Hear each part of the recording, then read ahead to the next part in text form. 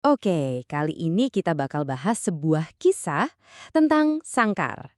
Tapi sangkarnya ini bukan dari besi, melainkan dari janji palsu dan manipulasi. Ini diambil langsung dari memoir Aurelie Muermans, Broken Strings. Kutipan ini bener-bener jadi pembuka yang kuat ya. Kisah Aurelie ini emang dimulai saat tak ada seorang pun yang melihat. Disitulah sebuah kesempatan emas, malah berubah jadi perangkap yang gak kelihatan.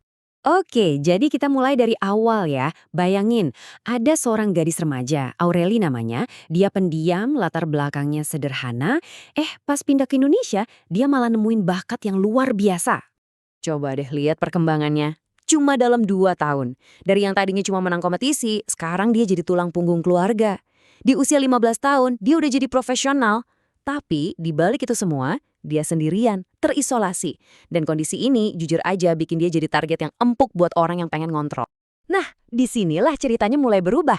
Waktu lagi syuting iklan, Aurelie dipasangin sama aktor terkenal namanya Bobby. Orangnya, wah karismatik banget, percaya diri, dan yang paling penting, umurnya jauh lebih tua. Nah, coba perhatiin dia perbandingannya. Kelihatan banget kan timpangnya? Yang satu masih anak SMA, 15 tahun, belum banyak pengalaman. Satunya lagi aktor terkenal, udah hampir 29, udah ngelihat dunia. Ketimpangan kekuatan ini nih yang bakal jadi kunci dari semua masalah di hubungan mereka nanti. Dia pakai kata-kata kayak gini nih, kamu tuh langka, murni. Seolah-olah Aurelie ini beda dari cewek-cewek lain. Ini tuh cara dia buat misahin Aurelie dari lingkungannya. Dan yang kena pikat bukan cuma Aurelie, tapi juga keluarganya. Akhirnya, Bobby jadi orang yang gak terpisahkan dari hidupnya.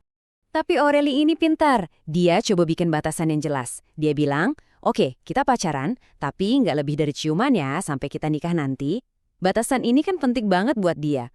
Sayangnya, jawaban si Bobby ini, wah jadi pertanda buruk banget. Dia cuma ketawa dan bilang, nanti kita lihat. Seolah-olah itu cuma bercandaan. Padahal 3 kata itu bukan janji, tapi lebih kayak ancaman terselubung kan? Dan bener aja, nggak butuh waktu lama sampai kata-kata, nanti kita lihat itu kejadian.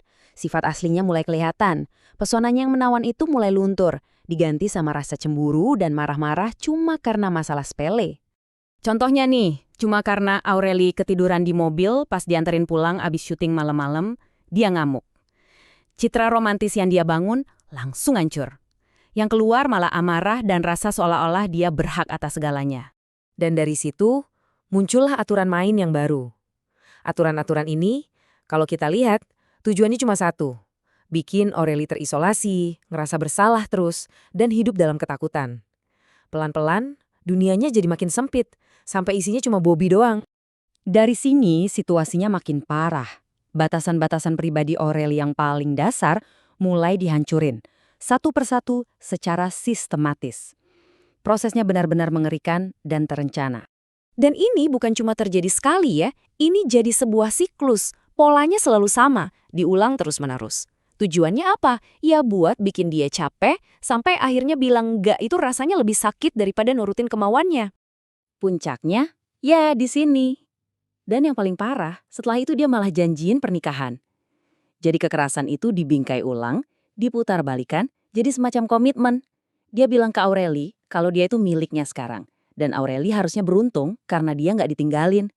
Logikanya udah dipelintir abis-abisan. Untungnya orang tua Aurelie akhirnya sadar dengan penderitaan anaknya.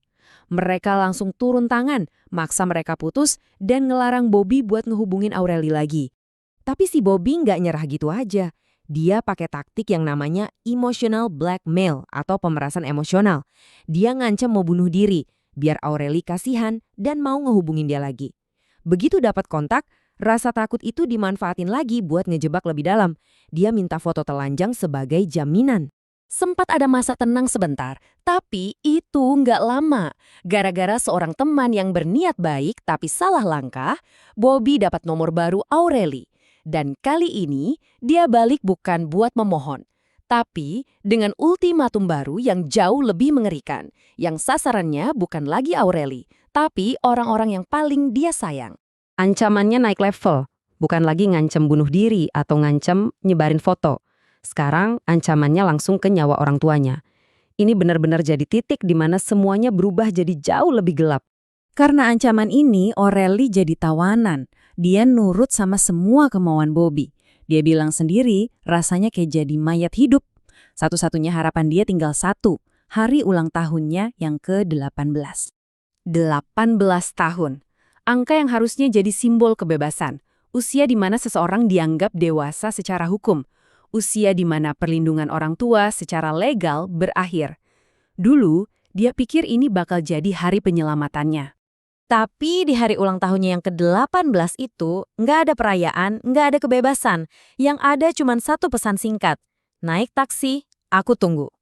Hari itu justru jadi momen di mana si pelaku bisa mengklaim dia sepenuhnya karena udah nggak ada lagi penghalang hukum. Kisah ini benar-benar bikin kita mikir ulang ya. Apa sih arti kebebasan kalau sangkarnya itu nggak kelihatan? Kalau penjaranya bukan jeruji besi, tapi rasa takut dan manipulasi yang udah meresap ke dalam pikiran.